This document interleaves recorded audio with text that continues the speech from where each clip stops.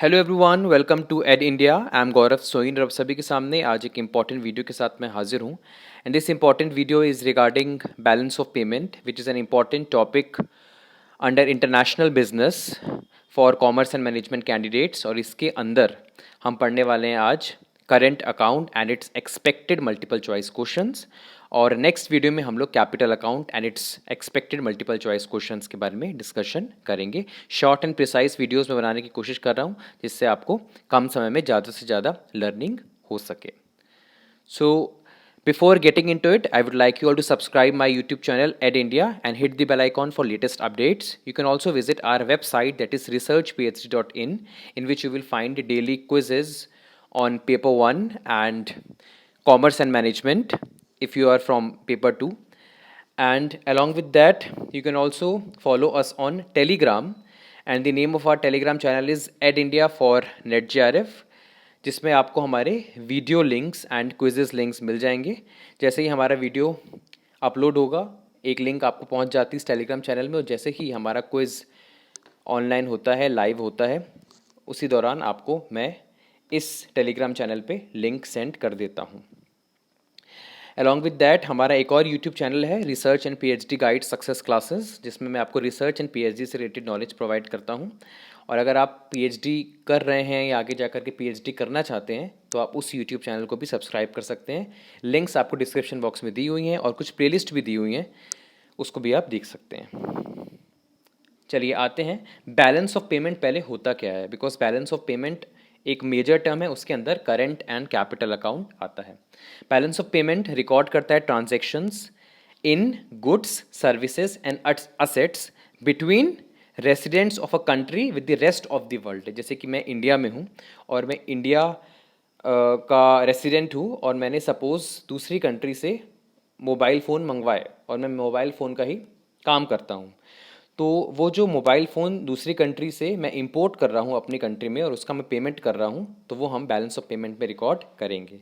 या सपोज़ मैं एक एजुकेटर हूँ और मैं यूएसए में या दूसरी किसी कंट्री में नॉलेज इम्पार्ट कर रहा हूँ, तो उससे जो भी रेवेन्यू मेरे को आ रहा है तो उसको हम बैलेंस ऑफ पेमेंट में लिखेंगे। कोई असेट्स में परचेज़ कर रहा हूँ, कोई कार या कोई मशीनरी में परचेज़ कर रहा हूँ और उसको परचेज़ करके मैं दूसरी कंट्री में पेमेंट कर रहा हूँ, तो वो भी जो है हम बैलेंस ऑफ पेमेंट में रिकॉर्ड करेंगे। या हम कोई मशीनरी एक्सपोर्ट कर रहे हैं, इंडिया में वो मैन्युफैक्चर हुई है, इंडिया में वो बनी है और हम दूसरी कंट्री में उसको एक्सपोर्ट कर रहे हैं और उससे जो रेवेन्यू आ रहा है हमारे पास, उससे जो हमें पैसा मिल रहा है, उसको भी हम बैलेंस ऑफ पेमेंट में रिकॉर्ड करते हैं। बट यहाँ पे हमें फोकस करना है कि हम दो कंट्रीज़ के बीच में जो ट्रांजेक्शन्स हो रहे हैं, जैसे इंडिया और कुछ दूसरी फॉरेन कंट्री के साथ जो ट्रांजेक्शन्स हो रहे हैं, उसको हम बैलेंस ऑफ पेमेंट में रिकॉर्ड करते हैं for a specific time, typically a year.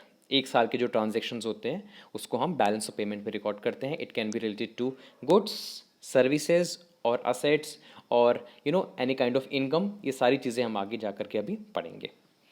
इसके दो कंपोनेंट्स होते हैं बैलेंस ऑफ पेमेंट के, current account and capital account. आज हम इस वीडियो में करंट अकाउंट के बारे में समझने वाले हैं। करंट अकाउंट किस में डील करता है? Current account deals with short term transactions. जो शॉर्ट टर्म ट्रांजेक्शन्स होते हैं, जो डे टू डे ट्रांजेक्शन्स होते हैं, उसमें करंट अकाउंट डील करता है। Just like trade in goods, services, or you can say investment income, unilateral transfers या रिसिट। ये सारी चीज़ें हम अभी पढ़ेंगे। मतलब मेन जो करंट अकाउंट का मेन उद्देश्य है कि जो भी शॉर्ट टर्म ट्रांजेक्शन्स होते हैं, जो भी डे टू डे ट्रांजेक्शन्स होते हैं, जस्ट लाइक आप गुड्स मंगवा रहे हो, जैसे मैंने आपको बोला कि आप मोबाइल फ़ोन्स के विक्रेता हो, आप मोबाइल फ़ोन्स बेचते हो और आप मोबाइल फ़ोन्स दूसरी कंट्री से मंगवा रहे हो, तो उसको आप कहाँ रिकॉर्ड करोगे? उसको आप रिकॉर्ड करोगे करंट अकाउंट में, because you are doing trade in goods. Suppose मैं दूसरी कंट्री में नॉलेज इम्पार्ट कर रहा हूँ, एजुकेशन दे रहा हूँ, तो उससे जो भी पैसा आ रहा है वो कहाँ रिकॉर्ड करेंगे हम? करंट अकाउंट में कि कैपिटल अकाउंट में? करंट अकाउंट में। Is it clear? And it reflects the Nations net income, और ये नेट इनकम को दर्शाता है current account. Is it clear? अभी हम डिटेल में करंट अकाउंट के बारे में समझते हैं। करंट अकाउंट के कंपोनेंट्स क्या क्या होते हैं? एक तो मैंने बता दिया आपको, गुड्स, ट्रेड इन गुड्स, है ना। सर्विसेज, विजिबल आइटम्स गुड्स हो जाते हैं, इनविजिबल आइटम्स सर्विसेज हो जाती हैं, जैसे कि टूरिज्म, एजुकेशन या टीचिंग। ये सब चीज़ें अगर आप दूसरी कंट्री में, एक कंट्री से दूसरी कंट्री अगर जो है आप एजुकेशन प्रोवाइड कर रहे हो, तो ये भी जो है करंट अकाउंट में आएगा। इसके अलावा आपने दूसरी कंट्री में इन्वेस्टमेंट किया हुआ है, उससे आपको इंटरेस्ट मिल रहा है या डिविडेंड मिल रहा है या किसी प्रकार की इनकम मिल रही है, उसको भी आप कहाँ रिकॉर्ड करोगे? उसको भी आप करंट अकाउंट में रिकॉर्ड करोगे। करंट यूनिलेटरल ट्रांसफर्स, जैसे कि डोनेशन दूसरी कंट्री हमको दे रही है, जैसे आजकल कोविड रिलीफ फंड में डोनेशंस दूसरी कंट्रीज प्रोवाइड कर रही हैं, जो भी डोनेशन मिल रहा है, गिफ्ट्स मिल रहा है, ग्रांट्स मिल रही हैं, रेमिटेंसेस मिल रहे हैं, ये सारी की सारी चीज़ें जो वन वे होती हैं, राइट, तभी इसको यूनिलेटरल बोला हुआ है, one way. Is it clear? Donation हमें मिल गया, हमें कुछ नहीं देना।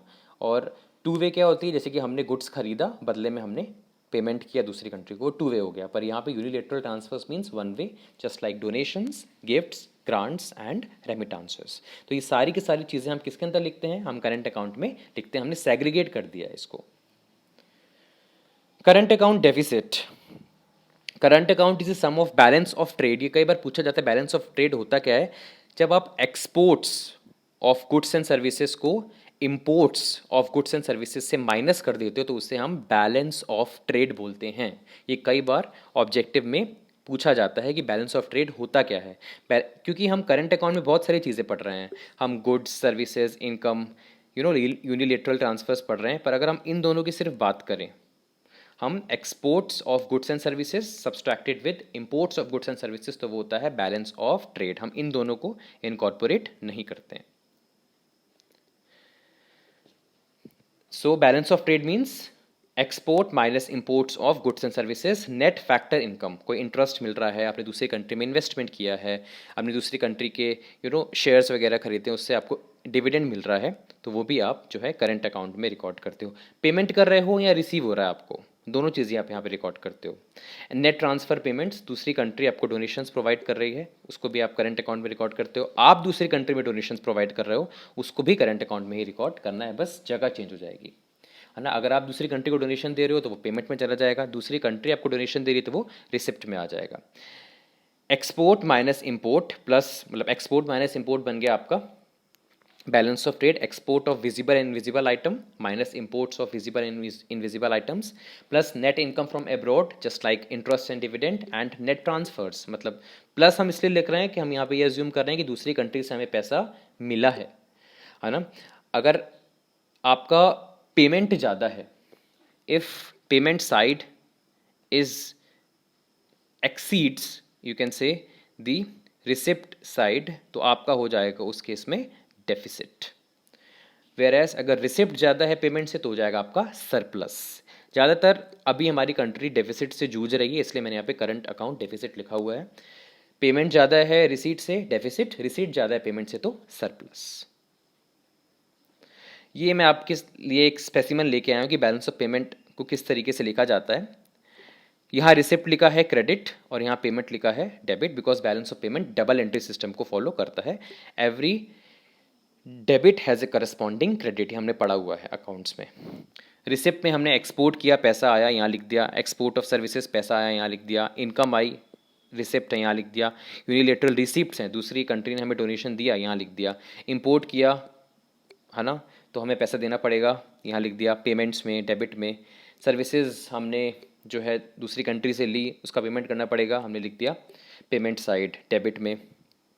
Foreign income from investment at home, आपने जो है किसी दूसरी कंट्री ने हमारी कंट्री में इन्वेस्टमेंट किया था और हम उसके ऊपर इंटरेस्ट या डिविडेंड दूसरी कंट्री को दे रहे हैं, तो वो क्या हो जाएगा हमारे लिए, वो पेमेंट हो जाएगा, इसलिए उसे हम डेबिट करेंगे। यूनिलेटरल पेमेंट से हम किसी दूसरी कंट्री को गिफ्ट, डोनेशन, रेमिटांसेस दे रहे हैं, तो वो भी हम पेमेंट साइड में लिखेंगे, ठीक है। तो ये होता है आपका। सपोज अगर आपका रिसिट ज़्यादा है तो आपका आ जाएगा सरप्लस, और पेमेंट ज़्यादा है रिसिट से तो आ जाएगा पर डेफिसिट। ये कैपिटल अकाउंट होता है, इसको हम नेक्स्ट क्लास में पढ़ेंगे। Practice question, which of the following does not form part of current account under balance of payment. Simple सा क्वेश्चन है, बहुत ज़्यादा एमसीक्यूज में लिख के नहीं आया, बिकॉज अब पूरा कॉन्सेप्ट हम पढ़ लेंगे कैपिटल एंड करंट, फिर हम ज़्यादा से ज़्यादा एमसीक्यूज करेंगे, क्योंकि हम तब जो है कॉन्सेप्ट को अच्छी तरीके से समझ पाएंगे। Exports and imports of goods, exports and imports of services, income receipt and payment, capital receipt and payment. इसमें से करंट अकाउंट का पार्ट कौन सा नहीं है?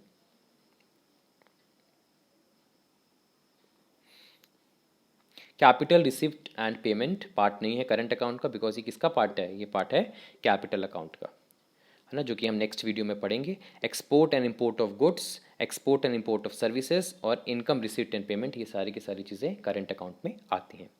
So this was the complete video on current account and expected multiple choice question. इस video को ज़्यादा से ज़्यादा शेयर करिए, जिससे ज़्यादा से ज़्यादा लोगों तक ये वीडियो पहुंच सके और हमारा जो ये ऑब्जेक्टिव है क्रिस्टल क्लियर कॉन्सेप्चुअल क्लैरिटी, ये ज़्यादा से ज़्यादा लोगों को हो सके। जो लोग कॉमर्स या मैनेजमेंट में नेट, जेआरएफ या सेट क्वालिफाई करना चाहते हैं या उसकी तैयारी कर रहे हैं या पीएचडी एंट्रेंस एग्जाम की तैयारी कर रहे हैं, तो उनको काफ़ी हेल्प मिलेगी हमारे वीडियो से। तो शेयर किया करिए, पसंद आया हो तो लाइक कर दीजिए और एक अच्छा सा कमेंट भी कर दीजिए, जिससे हमें मोटिवेशन मिले और हम और अच्छा काम करते रहिए। आपको कोई सजेशन देना है, आपको किसी और टॉपिक पे वीडियो चाहिए, तो कमेंट बॉक्स है नीचे, वहाँ आप लिख दीजिए, हम डेफिनेटली जो है उसको कंसिडर करके उसके ऊपर वीडियो बनाएंगे। Thank you so much, have a nice day and stay safe.